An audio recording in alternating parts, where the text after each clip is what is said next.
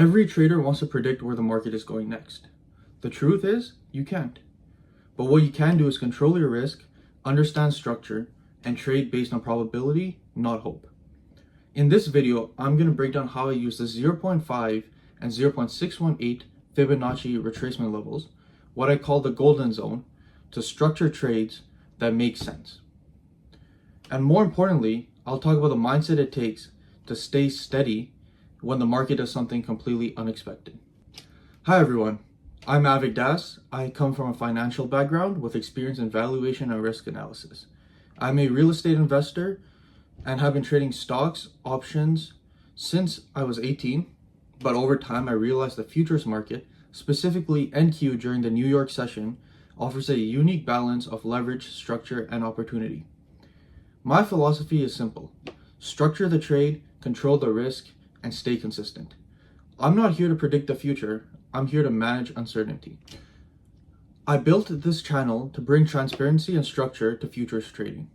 You won't see hype or unrealistic claims here, just the psychology, logic, and framework that keeps real traders grounded. Because trading isn't about calling tops or bottoms, it's about understanding where the odds tilt slightly in your favor and having the discipline to manage what happens when they don't. Alright, now let's talk about Fibonacci retracements and how they help bring structure to a chaotic market. I use two key levels, 0.5 and 0.618, which I like to refer to as the golden zone. So here you can see we have an uptrend.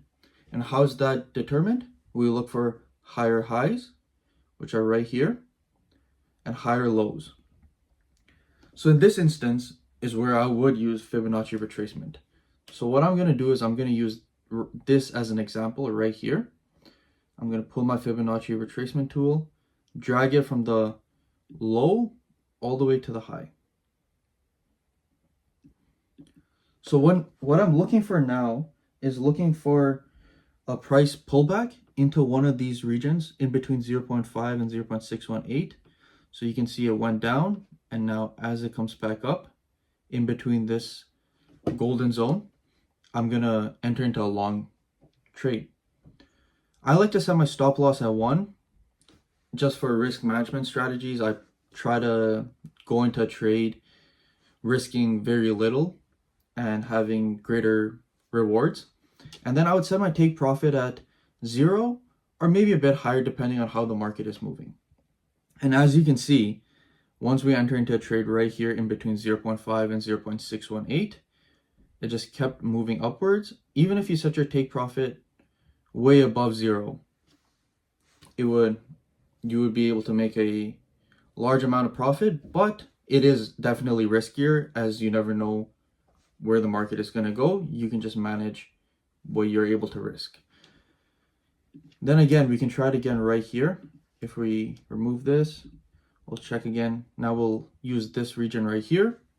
So drag it from the low to the most recent high. And as price dropped, we go look for a retracement back to 0.5, 0.618, enter into a long, and as you can see, it went all the way up. So now what do we do if we're in a downtrend? So right here, what I'm going to do is I'm just going to draw a trend line this way, as you can see.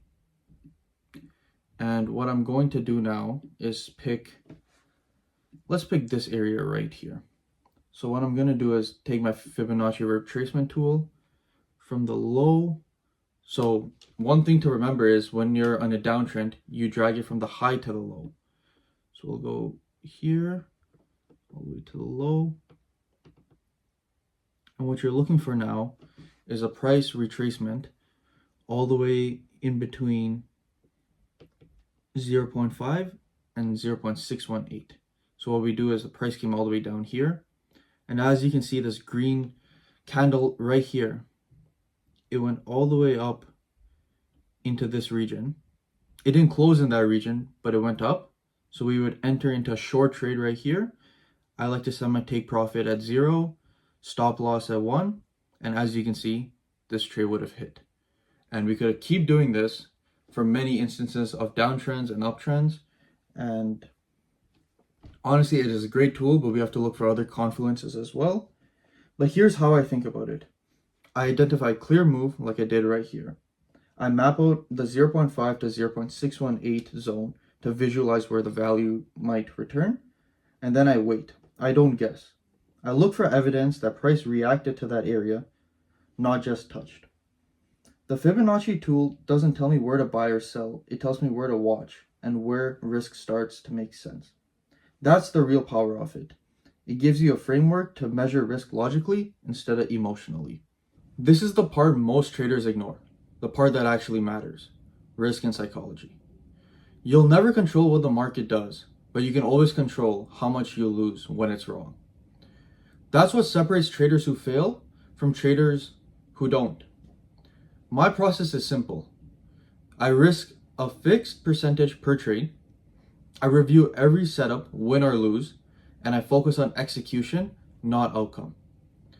When I take a loss, I don't see it as a failure. It's just information. Maybe that particular fib zone didn't hold. That's okay. Because over time, consistency comes from reacting to structure, not fighting randomness. You can't control the market, but you can control your behavior. And that's what keeps you winning in this game. If there's one thing I want you to take from this video, it's this. Fibonacci isn't magic, it's math. It's just a tool to help you visualize, balance, and manage risk. The real edge in trading doesn't come from predicting the next move.